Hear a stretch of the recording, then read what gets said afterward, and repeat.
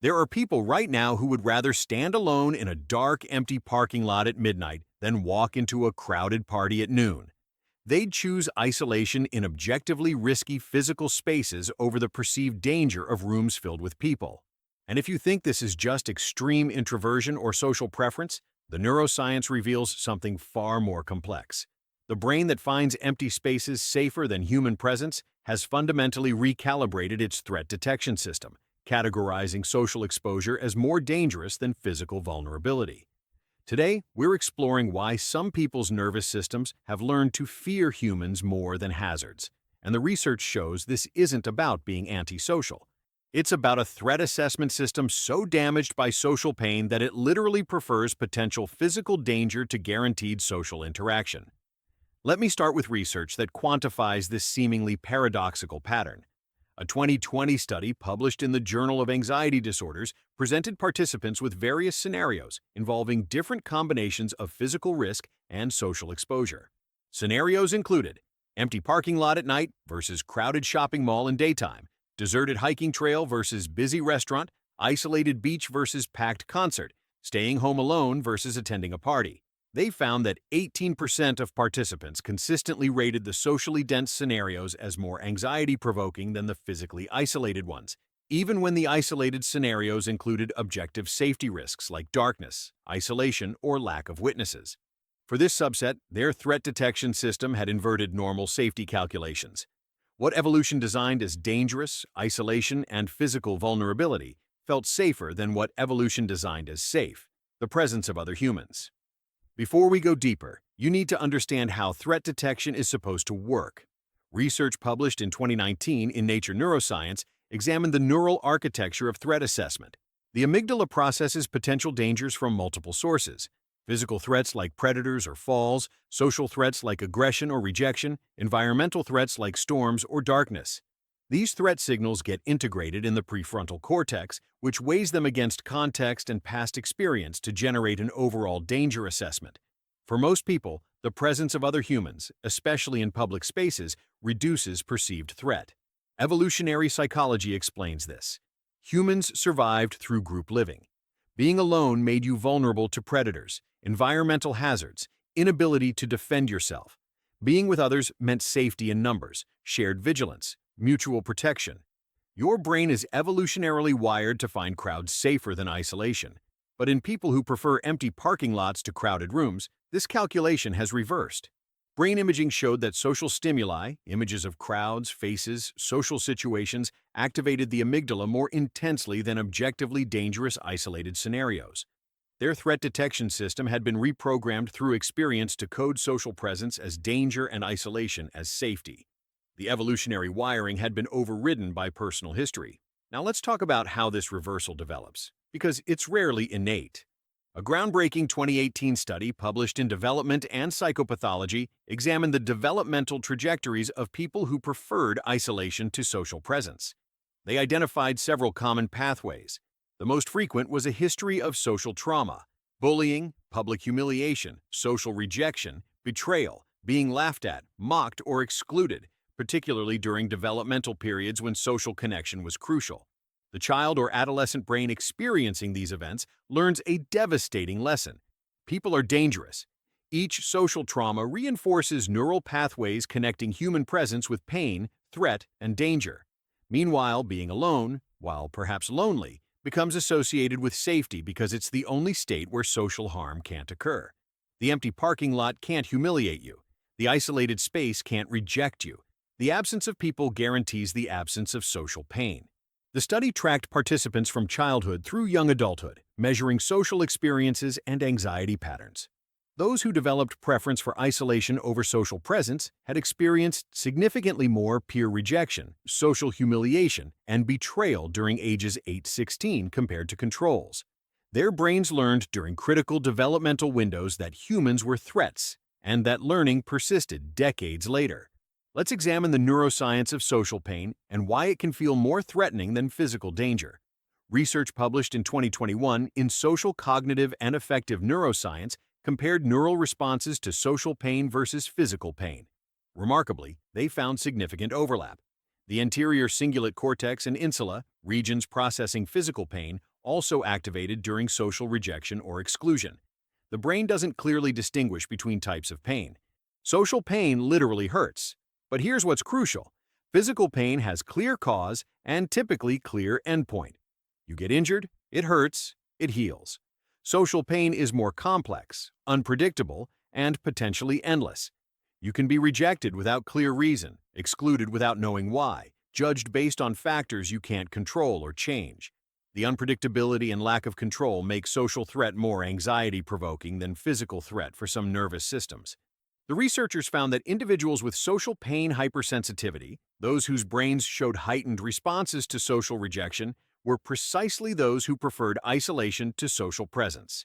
Their nervous system had concluded, based on accumulated experience, that social environments were intolerable pain sources.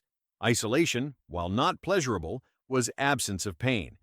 The empty parking lot became the rational choice for a brain trying to minimize suffering. Research on what's called social safety signals provides another crucial piece. A 2020 study published in Psychological Science examined what environmental cues signal safety versus danger to the nervous system. For most people, presence of others is a safety signal. I'm not alone. Help is available. I'm part of a group. Absence of people is a danger signal. I'm isolated, vulnerable. No one will help if something happens. But for people who prefer empty spaces, these signals had reversed. Presence of people became the danger signal. I can be judged, rejected, hurt, humiliated. Absence of people became the safety signal. No one can hurt me. I'm protected from social pain. I have control. Their nervous system had recalibrated based on their history, creating a threat assessment system that contradicted evolutionary programming. The study measured physiological responses, heart rate, cortisol, skin conductance, during exposure to crowded versus empty environments. The group who preferred isolation showed stress responses to crowded spaces and relaxation responses to empty spaces, the opposite pattern from controls. Their body was treating crowds as threats and isolation as safety at a physiological level, not just cognitive. Let's talk about the role of sensory processing in preferring empty spaces. A 2019 study published in the Journal of Autism and Developmental Disorders found that many individuals who preferred isolation to crowds had sensory processing sensitivities. Crowded rooms weren't just socially threatening, they were sensorially overwhelming. Multiple conversations, body heat, smells, visual stimulation, unpredictable movement, tactile contact. For highly sensitive nervous systems, the sensory input of crowded spaces was genuinely painful, creating a barrage of stimulation that the brain couldn't effectively filter or process. The empty parking lot, while potentially physically dangerous, was sensorially calm, predictable, quiet, controllable input. The preference wasn't about avoiding people per se, but about avoiding sensory assault that happened to occur in social spaces. The researchers found significant overlap between autism spectrum traits, sensory processing sensitivity, and preference for empty, overcrowded spaces. For these individuals, crowds weren't metaphorically overwhelming. They were literally overwhelming at a neurological level, flooding processing capacity and creating genuine distress. The isolation wasn't antisocial. It was self-protective against sensory overload. Research on anxiety disorders reveals another pathway. A 2021 study published in the Journal of Anxiety Disorders examined people with social anxiety disorder and found a subset who had developed what researchers called inverse safety preferences. Their social anxiety had become so severe that any social situation, regardless of how objectively safe, triggered extreme threat responses. Meanwhile, situations that others found anxiety-provoking, like being alone in isolated areas, didn't trigger their specific fear. This created a paradoxical pattern where they'd choose objectively risky isolated situations over objectively safe social ones because their anxiety disorder had hijacked their threat assessment system. The social anxiety was so dominant that it overrode concerns about physical safety. They weren't rationally choosing danger. Their anxiety disorder was making social presence feel more dangerous than actual danger. The study found that this pattern predicted poorer treatment outcomes for traditional exposure therapy because the therapy typically involved graduated exposure to social situations. But when social situations felt more threatening than physical danger, convincing someone to expose themselves to crowds was like asking someone with a snake phobia to handle poisonous snakes. The perceived threat was too extreme for graduated exposure to feel manageable. Let's examine research on control and predictability in these preferences. A 2020 study published in Cognitive Therapy and Research found that empty spaces offered something crowds couldn't: complete control and predictability. In an empty parking lot, you know exactly what's happening. No surprises, no unpredictable human behavior, no social demands you can't anticipate. In a crowded room, anything could happen. Someone could talk to you, judge you, bump into you, create situations you'd need to navigate. The researchers identified what they called control-seeking isolation, where people chose empty spaces specifically because they offered complete environmental control. These individuals scored high on intolerance of uncertainty, need for control, and anxiety about unpredictable situations. The crowd's unpredictability was more anxiety-provoking than the parking lot's potential dangers, because at least the parking lot was predictable. Brain imaging showed that when these individuals imagined being in crowded, unpredictable environments versus empty, predictable ones, the unpredictable social scenarios activated regions associated with uncertainty, distress, and loss of control significantly more than the isolated scenarios. Their brain was treating unpredictability as a greater threat than vulnerability. Research on attachment patterns provides developmental context. A 2019 study published in Attachment and Human Development found that people with avoidant attachment developed from childhood experiences where closeness felt unsafe or inconsistent, often preferred physical isolation to social presence. Their attachment system, which should motivate proximity to others for safety, had learned that others were sources of pain or unreliability rather than comfort. For avoidantly attached individuals, being alone felt safer than being with people because their developmental experience taught them that people couldn't be trusted for protection or support. The empty parking lot, while objectively riskier, didn't carry the attachment-related distress of being in spaces with people who might activate their anxious attachment system. The physical risk was preferable to the emotional risk of proximity to potential attachment figures who might hurt or disappoint them. Brain imaging showed that avoidantly attached individuals had reduced connectivity between attachment system regions and social reward regions. Being around people didn't activate their reward system the way it did for securely attached individuals. Without the rewarding aspect of social presence, only the threatening aspects remained, making isolation seem like the rational choice. Let's talk about the specific experience of being in each type of environment. A 2021 qualitative study published in the Journal of Phenomenological Psychology interviewed people who preferred empty spaces and asked them to describe their subjective experience in detail. In crowded rooms, they described hypervigilance, constantly monitoring others for signs of judgment or threat; self-consciousness, intense awareness of how they appeared and behaved; trapped feeling, unable to escape social demands or observation; sensory overwhelm from noise, heat, and stimulation; anxiety about performing socially or being perceived negatively.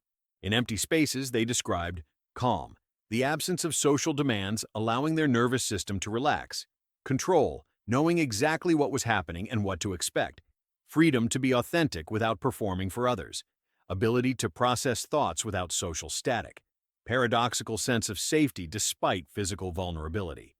One participant described it as, "I'd rather face a mugger than face judgment.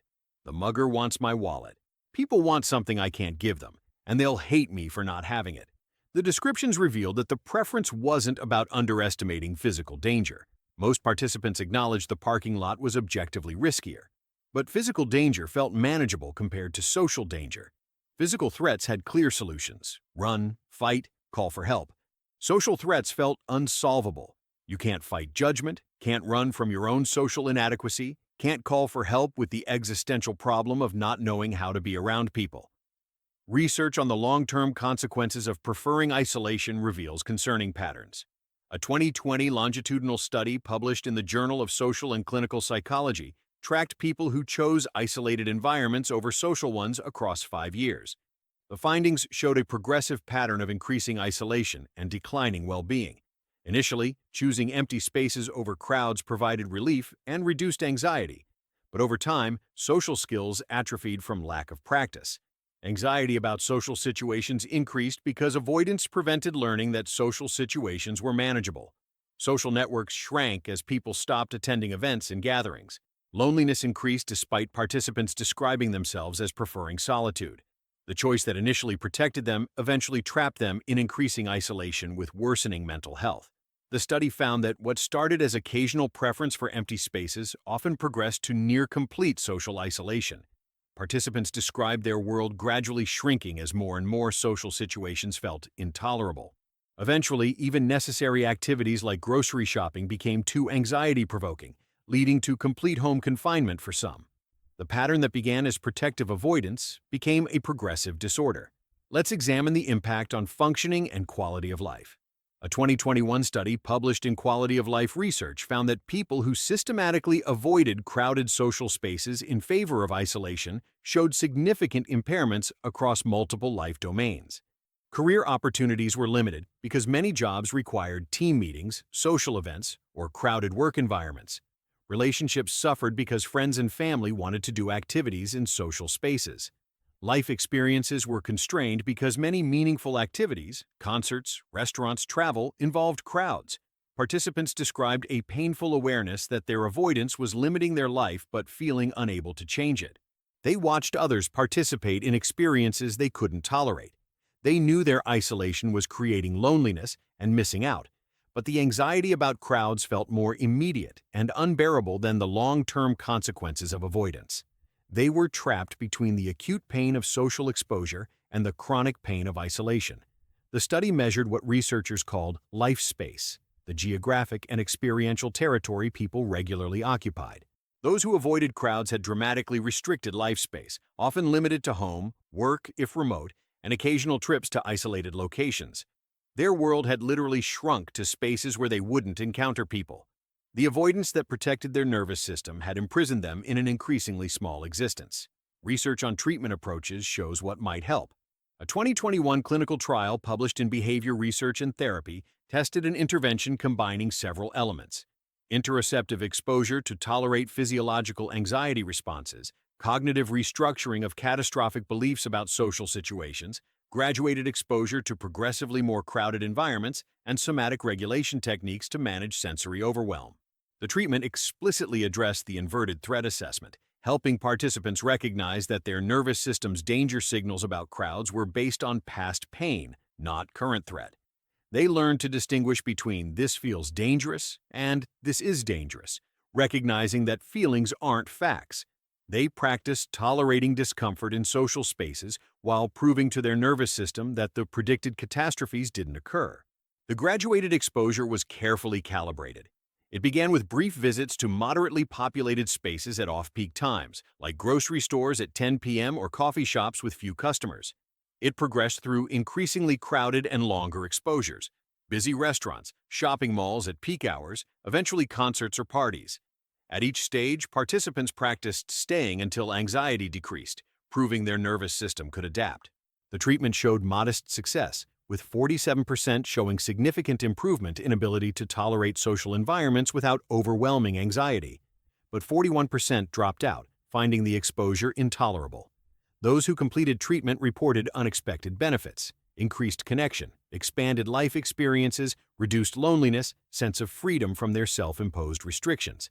But they also reported that crowds never became genuinely comfortable, just tolerable.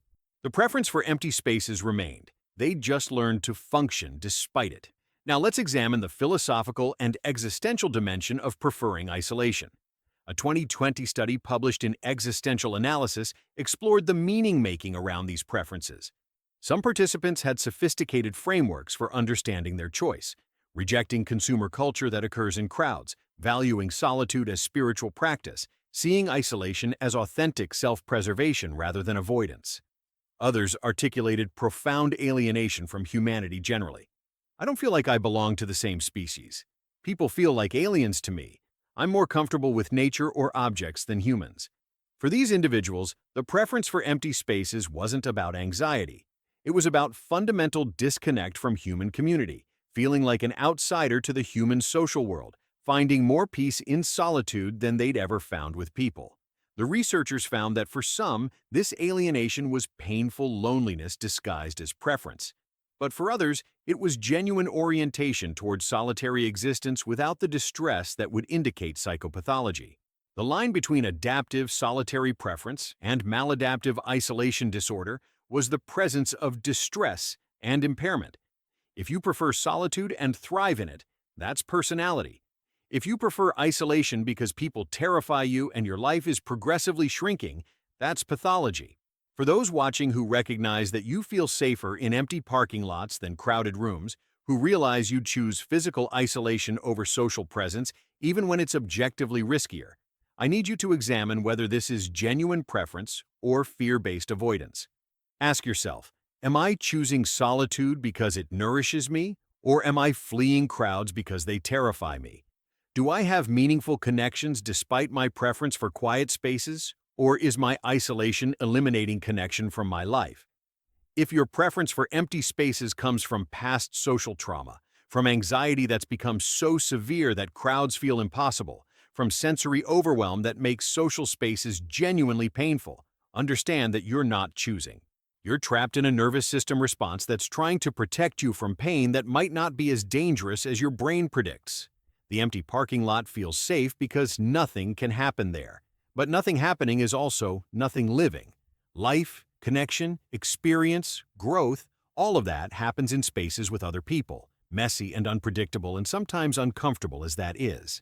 When you organize your entire existence around avoiding human presence, you're protecting yourself from potential pain, but guaranteeing actual isolation. I'm not suggesting you force yourself into overwhelming crowds if you have sensory processing issues or severe anxiety. But systematically, choosing physical risk over any human presence isn't healthy solitude. It's progressive isolation driven by a threat assessment system that's miscalibrated. Your brain is trying to protect you, but it's protecting you from the wrong things. Social discomfort isn't the same as social danger. Being around people might be uncomfortable, but empty parking lots at midnight are actually dangerous. If you're choosing isolation because crowds are sensorially overwhelming, that's valid. And managing your sensory environment is self-care. But completely avoiding all social spaces isn't sustainable. You need strategies for managing sensory input in social environments. Noise-canceling headphones, planned breaks, choosing less stimulating social settings, advocating for your sensory needs. The solution isn't permanent isolation. If you're choosing isolation because of social anxiety or past trauma, understand that avoidance is maintaining your anxiety, not resolving it. Every time you choose the empty parking lot, you're teaching your brain that crowds are dangerous and avoidance is necessary. You're preventing the learning that would allow you to tolerate social spaces. The only way out of anxiety-based avoidance is through it, gradually and with support, proving to your nervous system that what it predicts as dangerous is actually survivable. The science is clear. Humans are social creatures, and chronic isolation, even when chosen, predicts poor physical health, mental health, and shortened lifespan. The empty spaces that feel safe are actually slowly killing you through the biological consequences of social disconnection.